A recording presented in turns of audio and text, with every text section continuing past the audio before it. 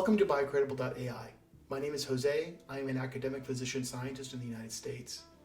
And I founded biocredible.ai because we have in our community a very toxic relationship between work and life. One of the problems that exists in this community is that we enter this community with really the best of intentions. I, like many of you, was really drawn into biomedical science and clinical work because of the humanistic aspects. It was those humanistic aspects of the career that really resonated with what I wanted to do with my life. Not to mention the fact that biomedical science and clinical sciences are fascinating, and my mind couldn't get enough of them when I was younger. However, it's so difficult to pursue, and the hoops you jump over are so high that you end up with this prolonged training period so that you can practice this profession. And that has a very negative impact on your relationships with family, your capacity to generate friends, and your capacity to put your financial house in order. This is a very big problem, and usually the biggest thing that I discuss with students and junior trainees. One of the things I want to accomplish in biocredible.ai is to teach you how to apply the skills that you already have from biomedical science or clinical science to apply them to your personal life. Many times I find myself that I'm the first person that a student or a PhD or MD graduate, or sometimes an MD PhD graduate, who may already be on faculty sometimes. I'm the first person that's discussing finances and how to put these things into perspective to increase the fulfillment in their lives and to create autonomy. Autonomy is a message that I'll be talking a lot about on this channel, and one of the key problems with our careers. Keep in mind that biomedical science and clinical work are so important to society that it affects every single member of the society, everybody. Bus driver, someone working at Macy's, the president of the country, everybody's affected. No one can opt out of this. And because it affects every single human being in the society, it has to exist in a very rigid public policy framework. We can't escape that. And that oftentimes creates a significant tension between us, who were autonomous and self-motivated, having to be within this context of a highly regulated and rigid structure. It creates significant conflict. I've experienced it, and I would be surprised if people in the audience haven't experienced this at some point in their lives. What I'll do today is I'm going to walk you through some of the aspects of the career that, if not handled correctly, will result in you experiencing a very precarious financial burden. I've prepared a slide deck. I'm going to transition to that slide deck right now, and I will post these slides on the biocredible.ai YouTube channel and biocredible.ai, the websites. So so let's get back to, after going through that disclaimer, let's get back to some of the challenges that exist in our career. So again, like I said, you're very inquisitive, you're highly intelligent, you are, but you're in a line of work that doesn't depend on you. It's dependent on others. And again, this gets back to this reality that because our work affects every human being on our society, we exist in a public policy framework that we can't opt out of, and we have to be confined to. So because of this, it's very common that you'll be in a line of work that where you love the work, but the job, oh gosh, you could do without. And that is so very common. And nearly every single professional or colleague and trainee I come to has felt this in one way or another. So it's not a question of if you're going to deal with this. The question is, how are you going to deal with this? Are you going to deal with this in a way that is toxic? Are you going to create problems with your family? Are you going to be disrespectful to your subordinates and haze them?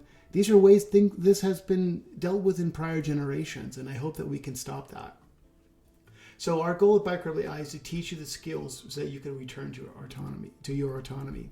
So the most important lesson for today is to think about things in this construct. You are either attempting to obtain a degree or you've obtained a degree, okay? And that degree is going to give you an earned income, okay? That earned income is what you will use to support your family, and if you're not married, it'll support yourself. But in general, most people that in society, and this isn't true for everybody, obviously, but at some point, you either have to take care of a spouse, your children, or parents. This would probably be applying to about 95%, if not even 99% of the people that pursue these careers. And so, as you've got this degree, you're getting this earned income, supporting the family, and that's creating a dependence on the degree. And you're an autonomous person in general. Most of the people that I know in biomedical science are highly autonomous and really, they really value their autonomy. So this dependence creates a tension, which can be hurtful for your family, create strains. And what we've got to do is find ways to get rid of this dependence, okay? And so what's the problem with our career?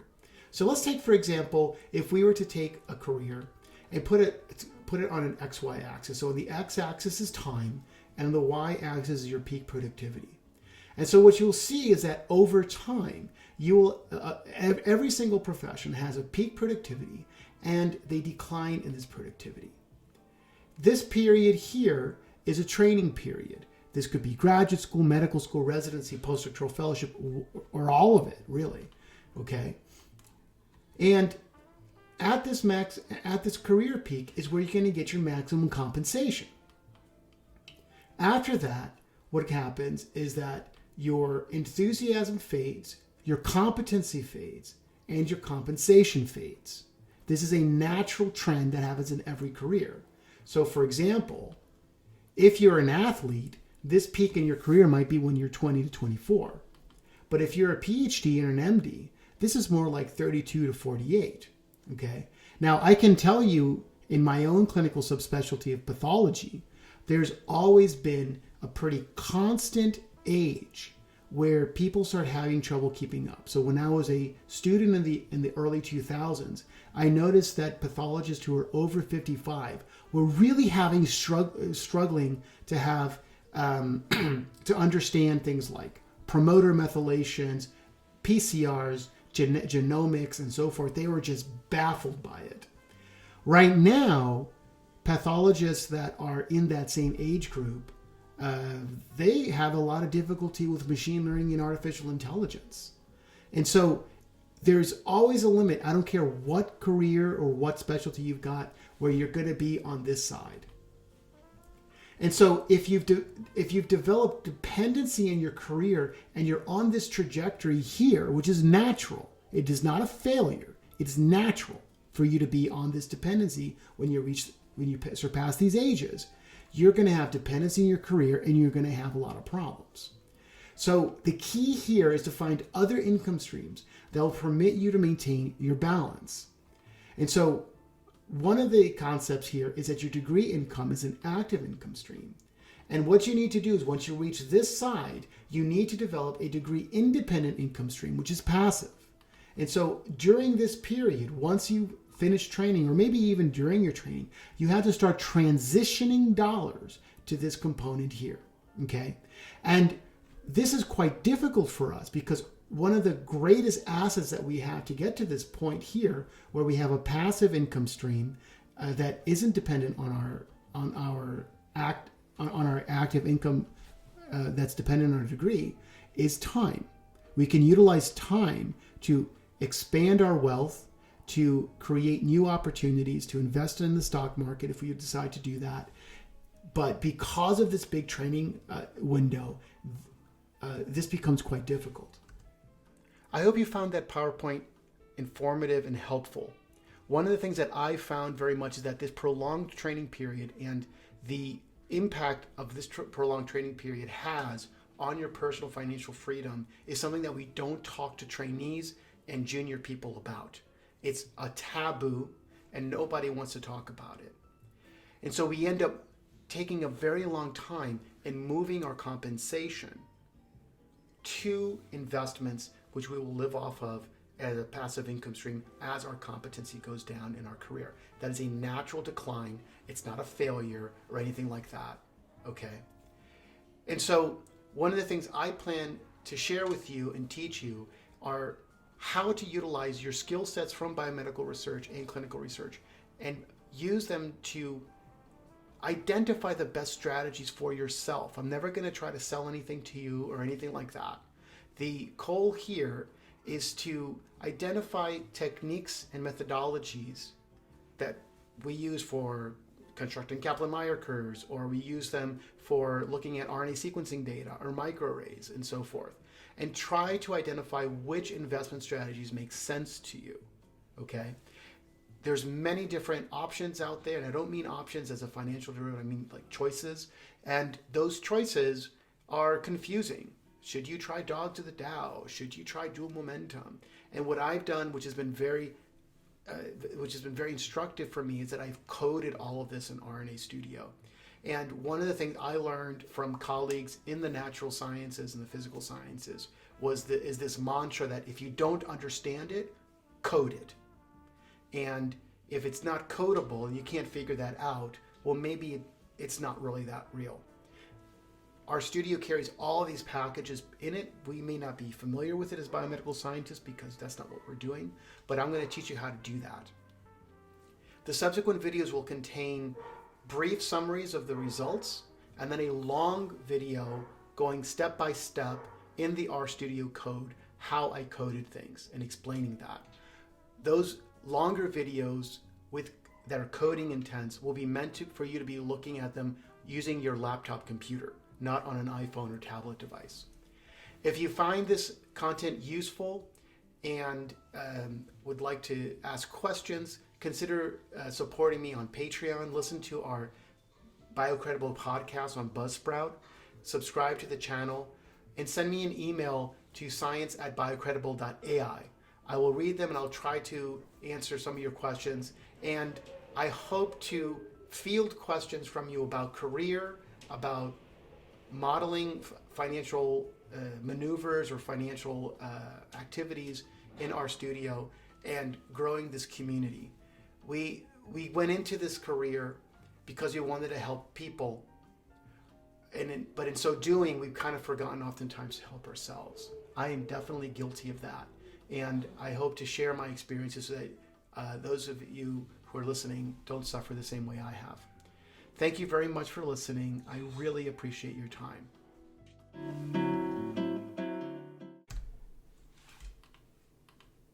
Now, I had to discuss this disclaimer. I want you to note that this video is for educational purposes only. None of the creators on my team are licensed financial professionals. Every single thing that I ever learned, I taught myself. It should not be considered investment, legal, or tax advice. It's not an offer or recommendation to buy or sell any securities or other assets. All the data and code that will be coming in later on some of the later videos might be inaccurate. So if you find in your own verification some errors, please let me know. I'll issue a correction. Also, when evaluating financial markets, past performance does not guarantee future results, and investment contains inherent risks.